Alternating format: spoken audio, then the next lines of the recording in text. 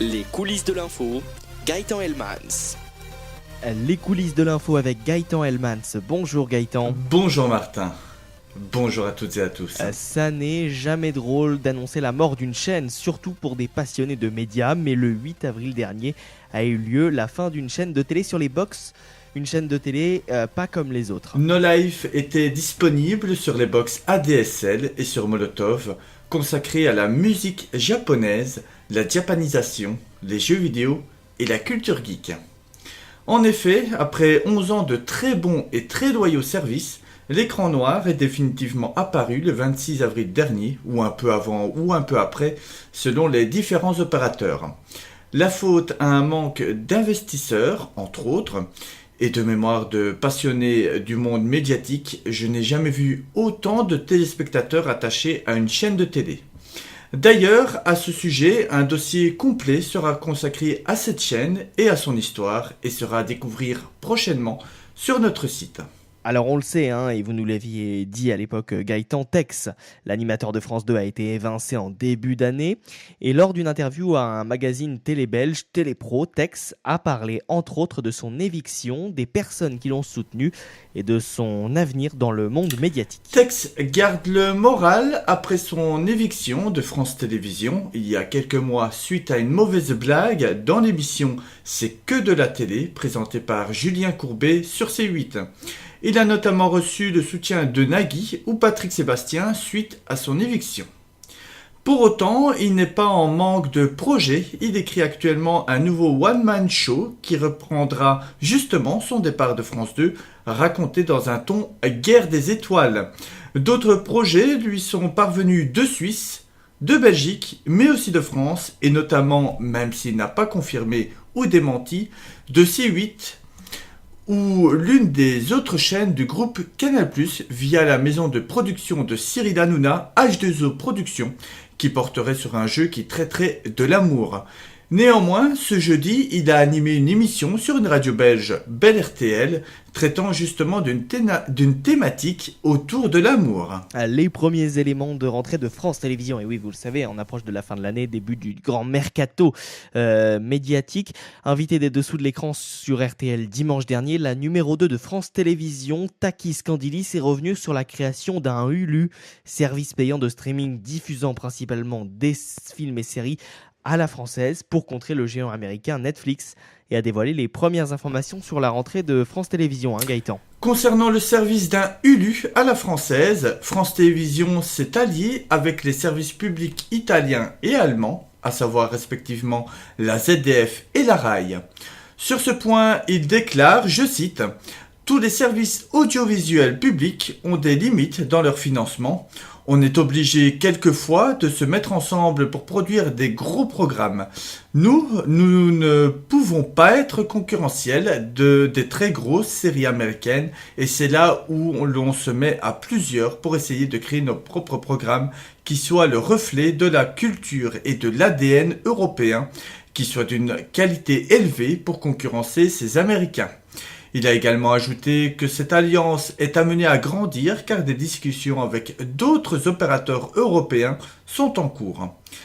Ensuite, sur les premières pistes de la rentrée de France Télévisions, il revient sur l'éventuelle économie de 500 millions d'euros que devrait faire le groupe public, sans avoir encore eu la feuille de route et qu'il agira en conséquence. Il ajoute, je cite, le problème n'est pas de supprimer ou pas une chaîne de télé, c'est aussi de faire évoluer le nombre de chaînes que l'on a vers les nouveaux usages. Je considère aujourd'hui que France 2, France 3, France 4, France 5, mais aussi France.tv et Slash sont des chaînes à part entière.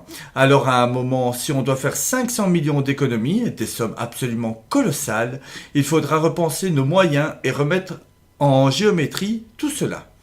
Le JDD a également relié que France Télévisions réfléchissait à déplacer France Info sur le canal 14 de la TNT et France 4 deviendrait de ce fait une chaîne numérique à l'instar de ce qu'il se fait en Angleterre avec la 3e chaîne de la BBC.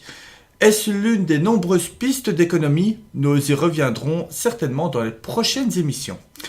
Pour France 2, la confiance envers Michel Drucker, qui a plus de 50 ans de télé à son actif, devrait être renouvelée pour une saison de plus. Thé ou café et 19h le dimanche devraient quant à eux s'arrêter. La première en décembre, selon OZAP, et le second serait proposé dans une autre case. La plateforme commune des programmes en replay des grands groupes français qui devait être lancée à l'automne dernier n'est pas morte. Au contraire, selon Takis Candilis, TF1 et M6 seraient intéressés. Les discussions sont là aussi en cours. Pour rappel, celles-ci devraient intégrer donc les replays de certaines chaînes, mais aussi de la SVOD par abonnement. Souvenez-vous, à présent, en juin 2014, Carrefour rachetait les magasins Dia en France pour près de 600 millions d'euros. Près de 4 ans après, et un changement d'enseigne en Carrefour Contact Marché, les 273 magasins n'ont jamais réussi à se relancer. Qu'en est-il de leur avenir ? Leur avenir sera connu le 4 juin en interne, Martin.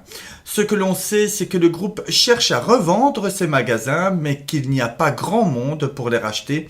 Les premiers groupes à s'être manifestés sont Lidl et les magasins U, mais intéressés uniquement par 8 magasins sur les 273, 5 pour Lidl et 3 pour les magasins U.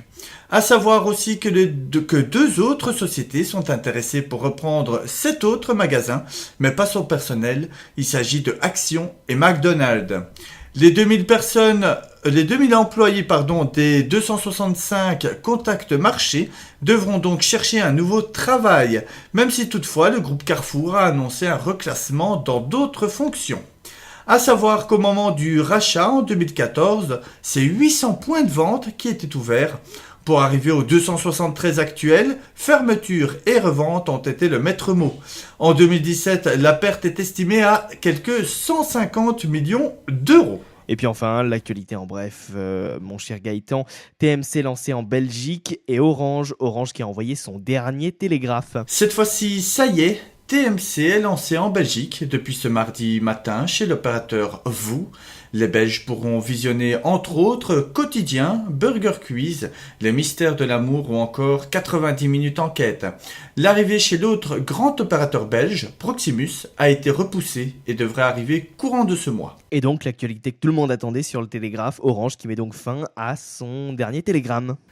Orange a envoyé son dernier télégramme le 30 avril dernier à 23h59 précise. Celui-ci était à destination des employés et qui contenait, je cite, « Le dernier télégramme a été émis ce soir 23h59. Créé en 1879, le service était géré par Orange sur le site de Paris-Saint-Michel. Après 20h, sur le site de Paris-Alleré, c'est une page de l'histoire des télécoms qui se tourne au profit de nouvelles technologies. Bon vent et merci à tous nos collègues qui faisaient encore fonctionner ce service. Ceci tourne une grande page longue de 139 ans. Quasi plus utilisé du grand public, il était cependant encore beaucoup utilisé par les entreprises car le télégramme servait de preuve officielle pour la justice. Merci beaucoup mon cher Gaëtan et rendez-vous la semaine prochaine pour de nouvelles coulisses de l'info.